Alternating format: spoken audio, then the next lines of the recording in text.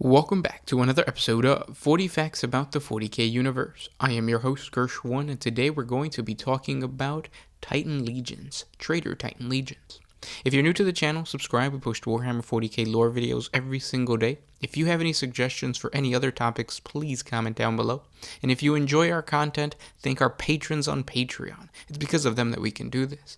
Link in the description if you guys want to support us. But with that said, let's get into 40 facts on the Traitor Titan Legions. The Traitor Titan Legions are a collection of god machines that betray the Emperor of Mankind and embrace the blessings of the Chaos Gods. While the Collegia Titanica has experienced betrayal in recent times, the majority of the Traitor Titan Legions rejected their oath of loyalty to the Imperium during the Horus Heresy. For some, their loyalty to the Emperor of Mankind eroded alongside the Space Marine legions they were attached to, while others supported the heresy on Mars due to their affiliation with the submersed schemes of the Fabricator General Kelbor Hall and the Dark Mechanicus. These god machines are often warped and mutated beyond recognition. Their once noble and resplendent figures, revered for their connection to the machine god's divinity, turned into cruel, menacing mockeries of their former selves. Now their entirety is corrupted, their forms twisted by the powers of the warp, their machine spirits replaced by possessed demons, and their minds driven to madness by endless torment. To fully understand how corruptive chaos has been to these Titan Legions, we must take a look at two Traitor Titan Legions of the past, the Death Stalkers and the Tiger Eyes. The Legio Volpa, also known as the Death Stalkers, is a Traitor Titan Legion of the Dark Mechanicus that betrayed the Emperor of Mankind during the Horus Heresy. Much of the early history of this darkly famed Titan Legion has been lost to time, but extant records indicate that the Legio Volpa was one of the Titan Legions formerly based on Mars, the homeworld of the Martian Mechanicus. It was here that they became embroiled in a long dispute about territorial rights with another Titan Legion of the Red Planet, the Legio Honorum, also known as the Death Bolts. The Legio Volpa was shadowed by a grim reputation for cruelty. During the Great Crusade, it was said that the Death Stalkers took extensive pleasure in subjugation actions, baiting settlements in vented plasma or crushing rebels beneath the feet of their titans, rather than expending ammunition to kill them. During one infamous campaign, the Legio Volpa's titans destroyed the city of Vifex on the world of Dentrica, rather than allowing the negotiations to proceed and put an end to the siege peacefully. This drew the ire of their allies in the campaign, the Legio Solaria, also known as the Imperial Hunters. When the Schism of Mars erupted, the bellicose and savage Legio Volpa were easily tracked, and willingly turned against the Emperor and joined the Dark Mechanicus forces that had sworn service to the War Master Horus. During the opening days, when civil war erupted on the Red Planet, Titans of the Death Stalkers were involved in the opening volleys. Along the borders of the Lunae Palus and Arcadia regions, what had previously been confined to a heated war of words between different Mechanicus factions erupted into true warfare when Princip Ulrich of the Death Stalkers unleashed his war machines upon the fortress of Max Vlending's Legio Honorum. Caught by surprise, the Legio Honorum lost 19 Titans in the first solar hours of battle, before withdrawing into the frozen waste of the Mare Borum and seeking refuge in the dune fields of Olympia Unde. Their calls for reinforcement went unanswered, as all of Mars was in the process of tearing itself apart, as the cancer of civil war spread across the planet in a raging firestorm. So traitorous was this Titan Legion that the Legio Volpa undoubtedly played a part in the Isvan III atrocity. During the Horus Heresy, the Legio Volpa took part in the long and savage Beta-Garmon campaign, which included hundreds of war zones across dozens of worlds.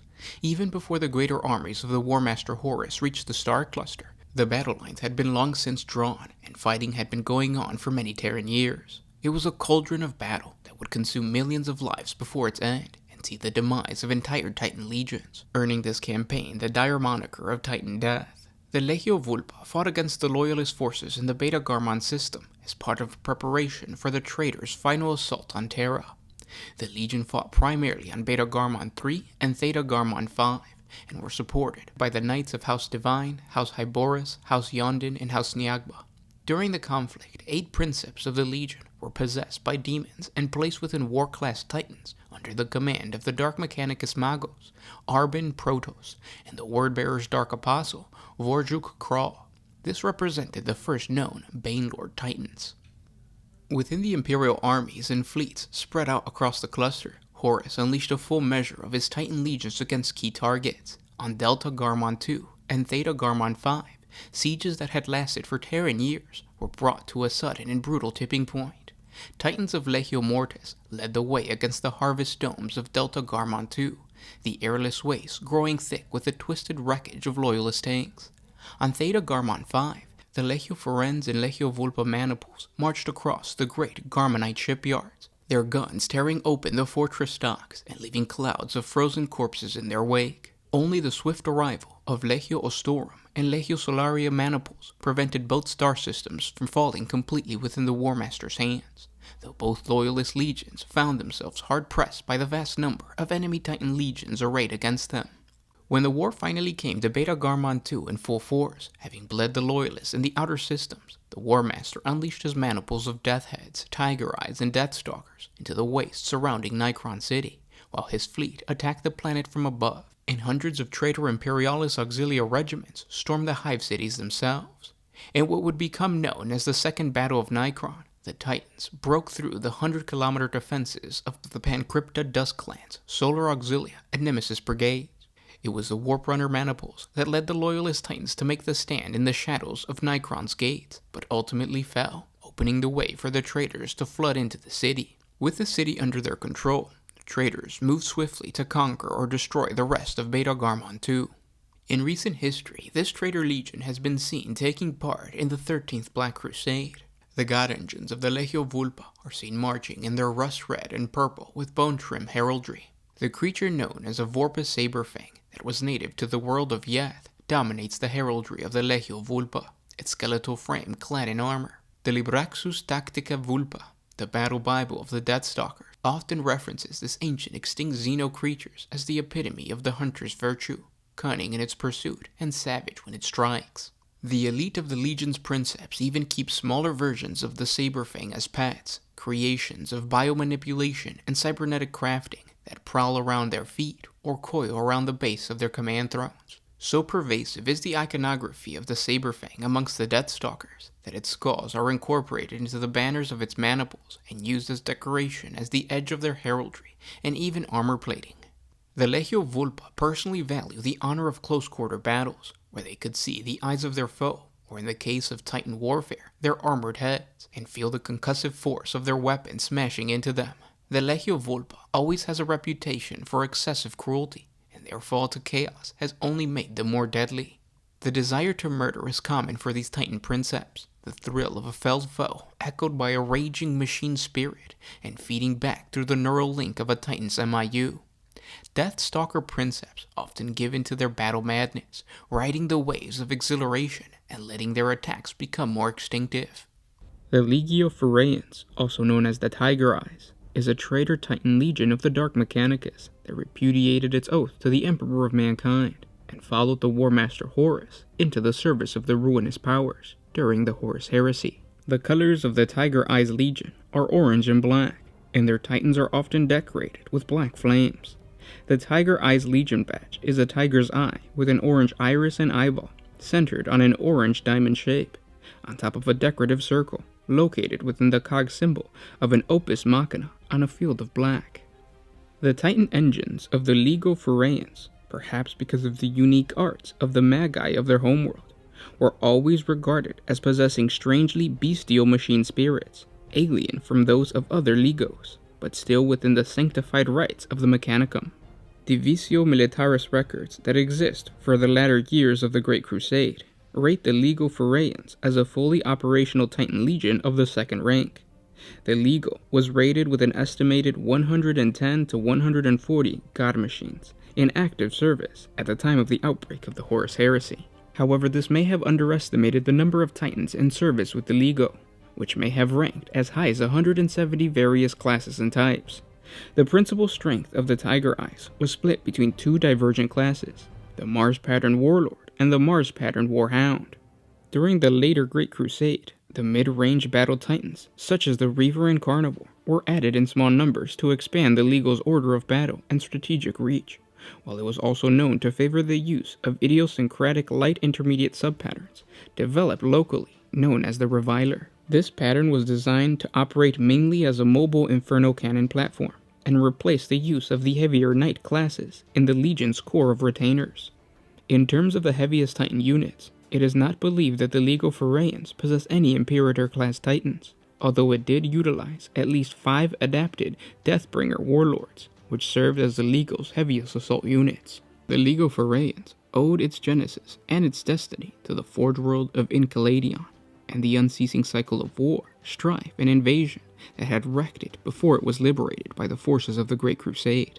Founded by a Mechanicum sleeper arc during the Age of Strife, on a world rich with an abundance of rare mineral resources, as well as the necessary organic compounds for sustaining a biosphere, Incaladium ought to have offered a perfect locale to found a Forge World, but the same stable warp currents that had succeeded in carrying the Mechanicum to the world were, as time progressed, to bring a host of less welcome voyagers. Records of its founding centuries remain fragmentary, but it seems certain that alongside the vast work of macro construction and geoforming the Mechanicum colonists undertook, conflict and battle were nearly constant against a host of invaders.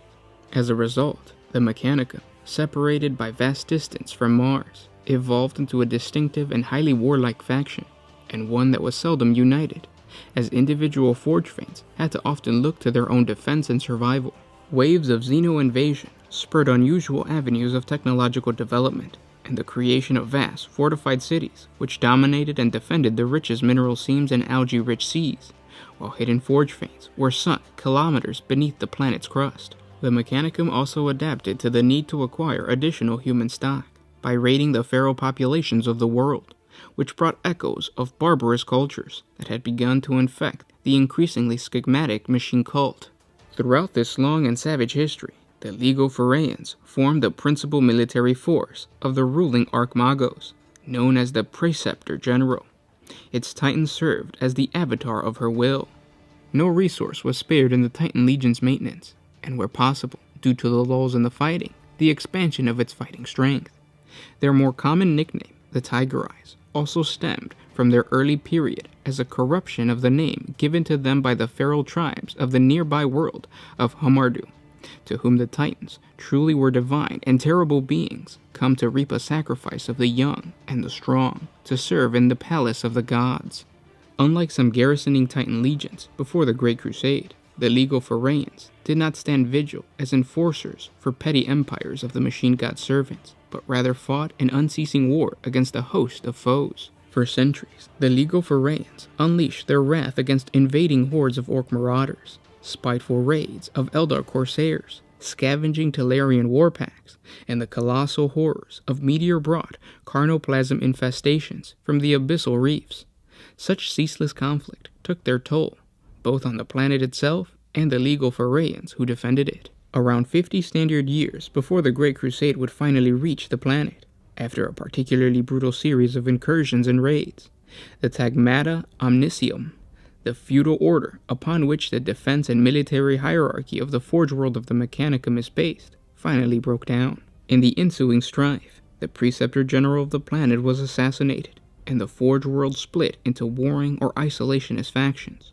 Stripped of central control or coordination, it laid it open to invasion and the devastation which followed. By the time the Great Crusade's advanced elements reached the planet, it was a global battleground, disputed by a dozen different armies, Mechanicum, Renegade, and Xenos, unleashing atomic fire and yet more savage weapons upon each other. During this time, overwhelmed and vastly outnumbered, the Tiger Eyes refused to retreat or retrench, and shattered its blade on foes uncounted, until it became only a shadow of its former might, reduced to defending the last Forge Fane of its dead regent.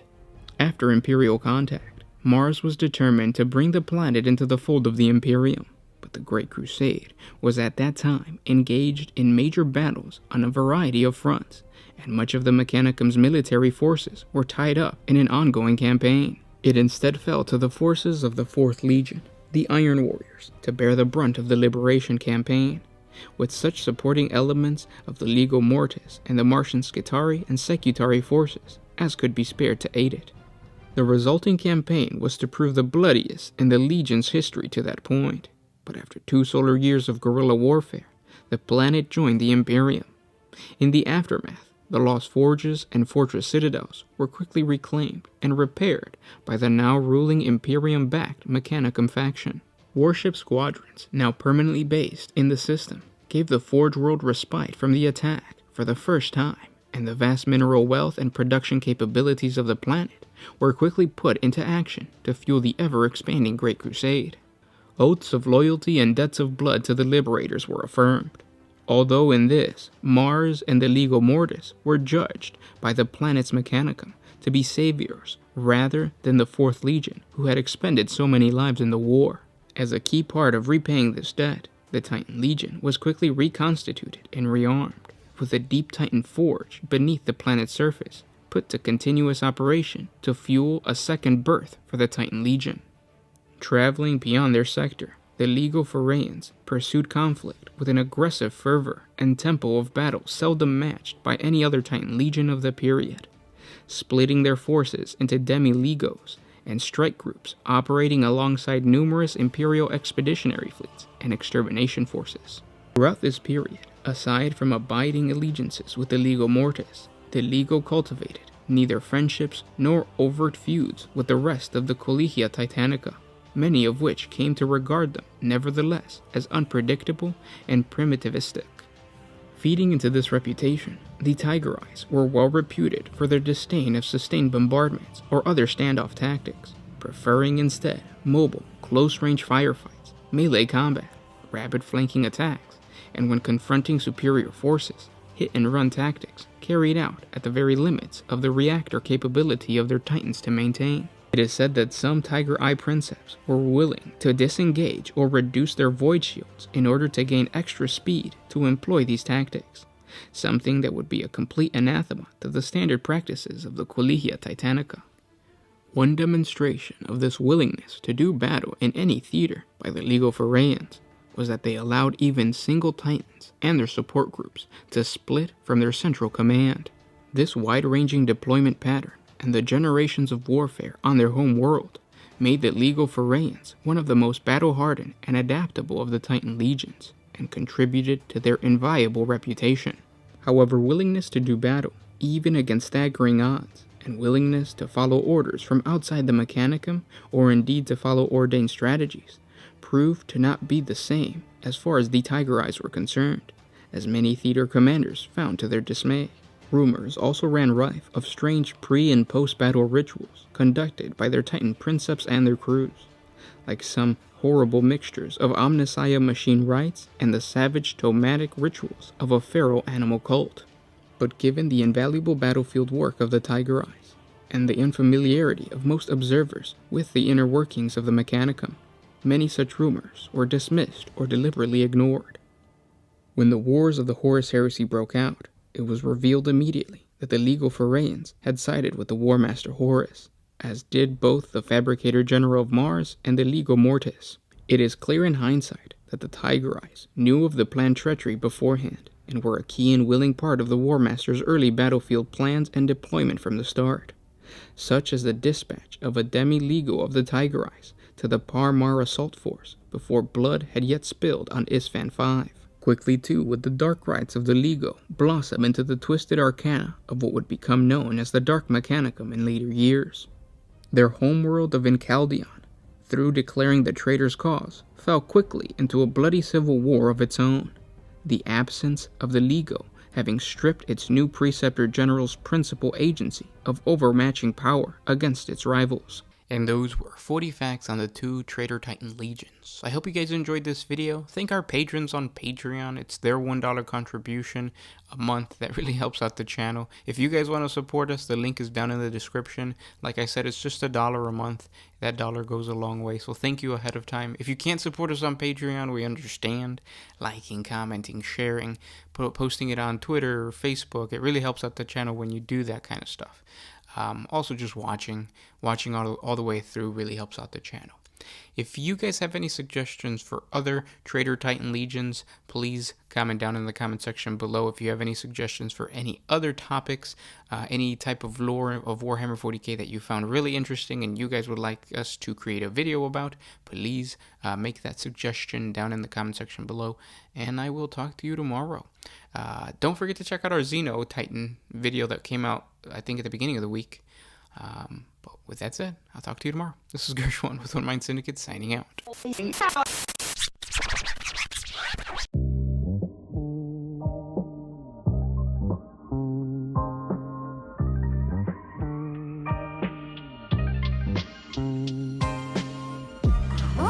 used to put my freedom first in any situation.